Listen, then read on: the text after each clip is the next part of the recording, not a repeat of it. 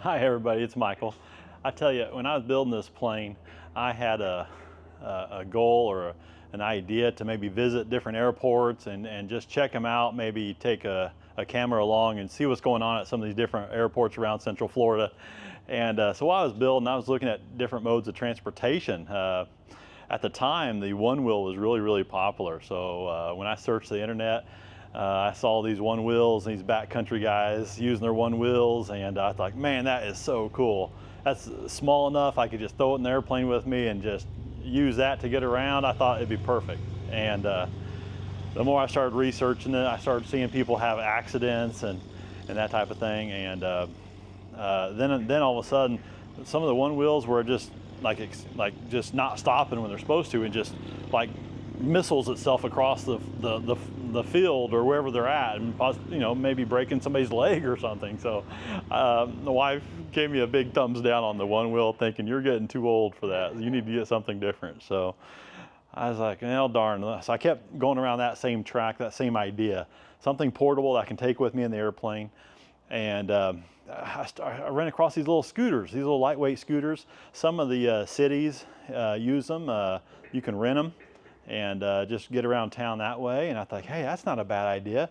They're small. I can sometimes fold up the handlebars and just throw it in the back of my, or fold down the steering arm, throw it in the back of my airplane, and I would have a perfect way to commute.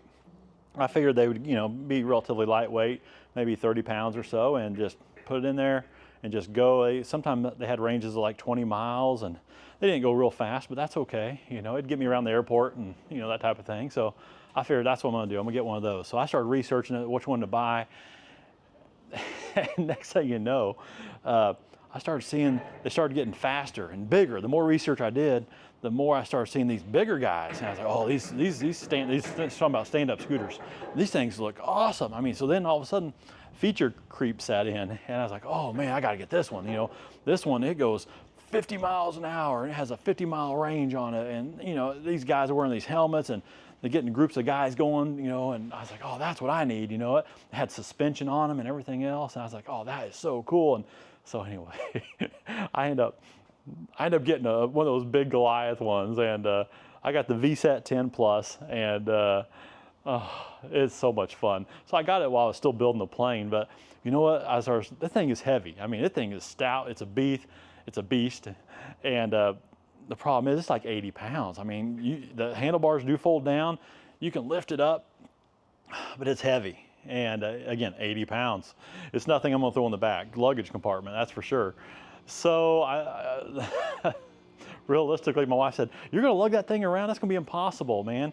I was like, I know. So that kind of scratched that idea. But you know what? Now I'm flying my plane. I want to start visiting some airports, and I kind of revisited the idea of using this scooter. And it's going to be a challenge, but it's going to be heavy. I figure if I can take out my passenger seat, I might be able to throw it in there somehow. So we're going to try that. I'm going to load it in the back of the car, and let's see what we can come up with. See you in a little bit.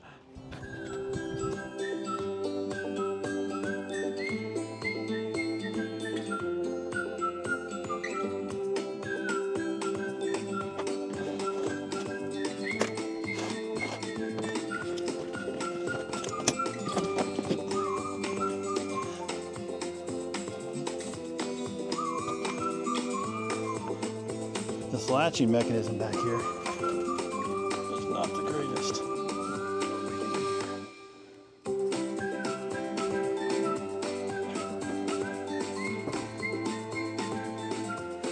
Getting closer.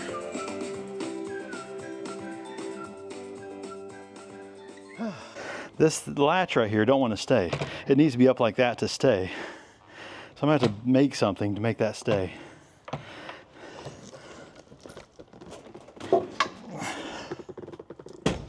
All right.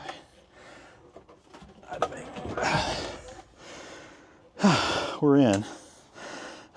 I can see it tipping over going through my door. And unless I can lay it down somehow.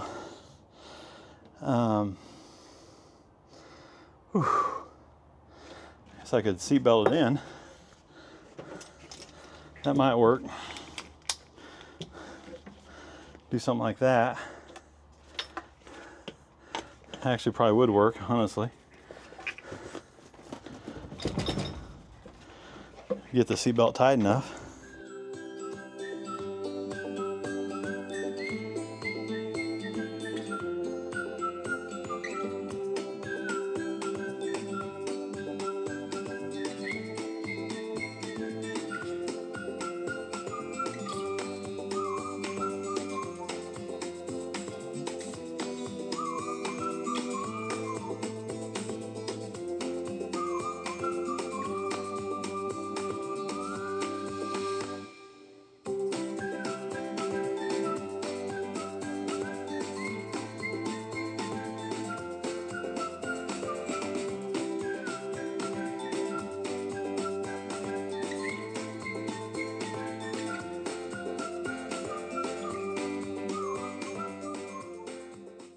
See what this thing's like to come out. Geez. That's all I can say is geez. So, let's see here. The key is to roll it as much as I can. Maybe come out to right there, set it down.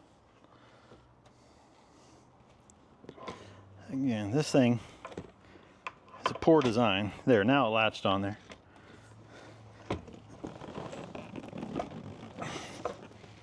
All right, see if I can put it back.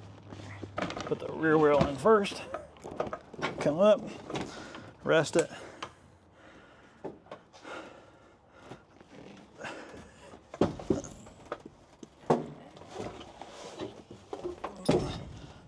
Like that.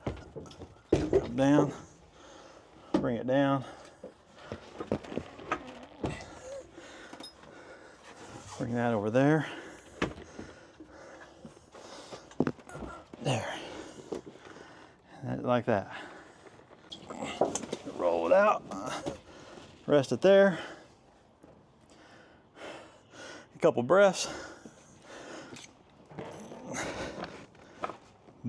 Like butter. I don't know. It can be done. Would I want to do it all the time? Not too sure. All right, guys, there you go. Did a little test. I'm not sure what the conclusion really is. A little harder to lift up into the plane than I initially thought it would be. I knew it was going to be hard. And, well, that's it for now, guys. We'll leave you with a little bit of a sneak peek of what my paint scheme is going to be. It's going to be called Splatter One, and we'll let you look at that. I'm not finished with it. Still got the wings to do. But we'll see you guys next time.